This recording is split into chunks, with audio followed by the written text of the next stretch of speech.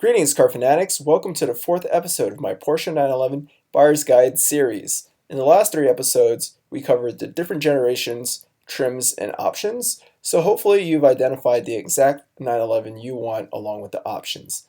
In this episode, I'll cover how to find your next 911. The first step is building in some flexibility into your next vehicle.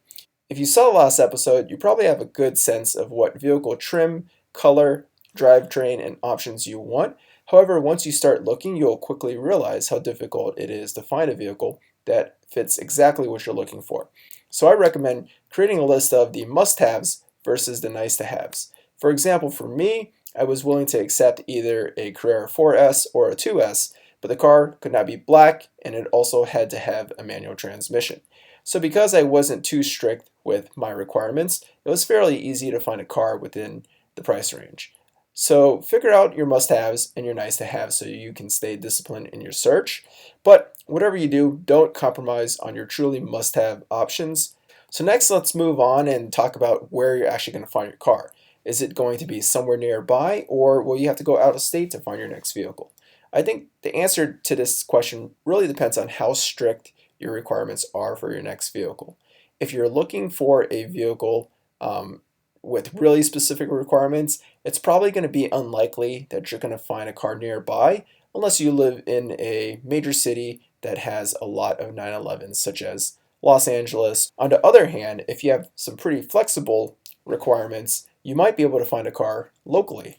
I think looking at a car locally is always great because you can see the car in person, inspect it, and test drive it. And additionally, if you like it and it all checks out the same day, you can have your car right away. With the national search, you get the benefit of being able to look at more cars. So this is going to increase the likelihood of you finding the car with the exact specs you want. You also might be able to find a vehicle at the right price just because simply you can look across the entire United States where prices will vary from state to state. But with the national search, you're going to have to spend some extra money if you want to fly out and inspect the vehicle. And additionally, you'll have to either ship your car back or drive it back, which actually could be a really good road trip. So once you start looking, I definitely recommend looking at the major websites like AutoTrader, cars.com, and Cars Guru. This will cover most of the 911s available in the United States. And also with these websites, you can set alerts so you're not obsessing over the search results every single day. Additionally, you can use Porsche's locator service, which is listed on their website and shows dealer listed cars around the United States. And the final place I would recommend looking are websites like Renless and 6Speed Online. These are great forums that could surface some really well-maintained vehicles from private sellers. Now let's talk about purchasing from Porsche dealers, non-Porsche dealers, and private sellers. Typically, you're going to pay more when purchasing from a dealer versus a private seller. This is especially true when purchasing from a Porsche dealer. For one, with Porsche dealers, you can find certified pre-owned vehicles, which vehicles must pass a really high bar to qualify, and additionally, these vehicles will come with 2-year warranties up to 100,000 miles. And even with non-CPO vehicles, a Porsche dealer is less likely to intentionally sell you a lemon. Now let's move on to independent dealers. Independent dealers can be really hit or miss. You want to research the independent dealer to see what kind of reputation they have. Fortunately, there are many reputable, high-end independent dealers in the US. I purchased my car from Intersport Auto Sales and had a pretty decent experience with them. But be careful when you're purchasing from a really small dealer, especially one that doesn't specialize in high-end vehicles. And finally, let's talk about private sellers. This is likely to be the cheapest option for you. What's even better is if you can find a vehicle with a single owner who's kept meticulous maintenance records. Generally, what I find is Porsche owners tend to be much more responsible than owners of other cars. I think this is because most people who purchase new 911s tend to be older and more mature. If you want to find a nice car from a private seller, I recommend checking out websites like Renless and 6Speed Online. And finally, what I'll cover in this episode is how to evaluate the different cars you're interested in completely online. Once you do find a car you're interested in, you want to evaluate that car as much as possible before advancing to the next step, which is visiting the car in person and negotiating with the dealer.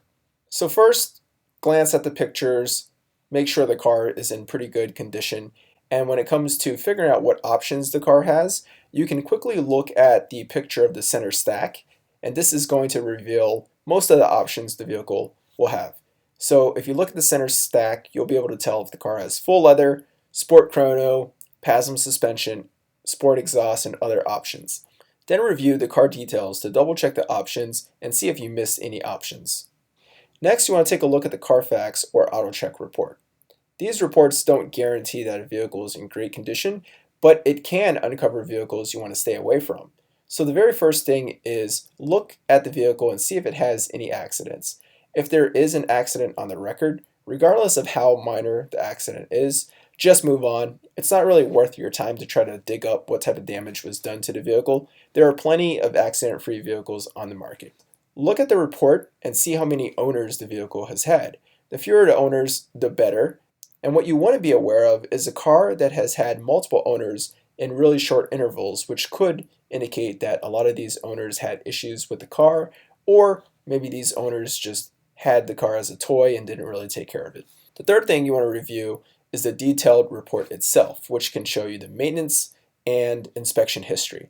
It's nice when you do find a vehicle with extensive maintenance records because it shows that the car was properly maintained. However, keep an eye out for vehicles with major repairs such as new engines or transmissions. Additionally, check to see if the vehicle has had a lot of consumables replaced like the tires, the brakes, and the clutch.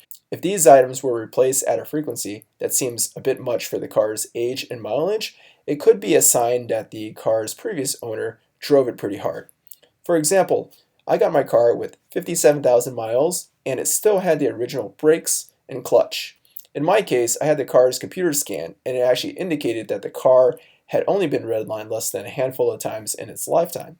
On the other hand, if someone is really aggressive with the 911, they may have to replace the clutch after 10 or 30,000 miles, and additionally the brakes, the tires, and all that will wear out much faster. And the last thing you can do to evaluate the car before spending more time and money looking into a particular car is calling the seller. You want to confirm the vehicle's condition, options, mileage, color, and so forth. Ask about the maintenance that was performed recently.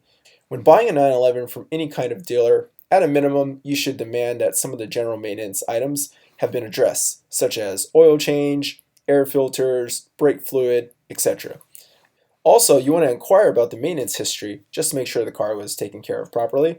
And finally, whatever you do before you even set foot at the dealer or the private seller's house to check out the vehicle, negotiate. Do as much of the negotiating over the phone and email as possible so you know that the car is going to be in your price range. And once you do see the car, you'll get a chance to make up your mind on the vehicle. And if you do discover any new blemishes or options or lack of options, these are points you can always use to negotiate and reduce that price further. So let's sum up what we talked about today. Before you start looking for a car, figure out what the must-have options are so you can stay disciplined and focused in your search. Then, based on how strict your must-haves are, you'll have to consider whether searching locally will work for you or if you'll need to expand your search nationally.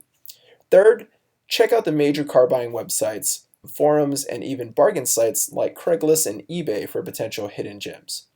Fourth, understand the pros and cons from purchasing from a Porsche dealer versus a non-Porsche dealer versus a private seller, and consider that there will be pricing differences depending on who you're purchasing the vehicle from. And lastly, evaluate these cars online as much as possible, and when you do find a vehicle that you think could be right for you, negotiate on the phone or via email before you ever even step foot to check out that vehicle in person.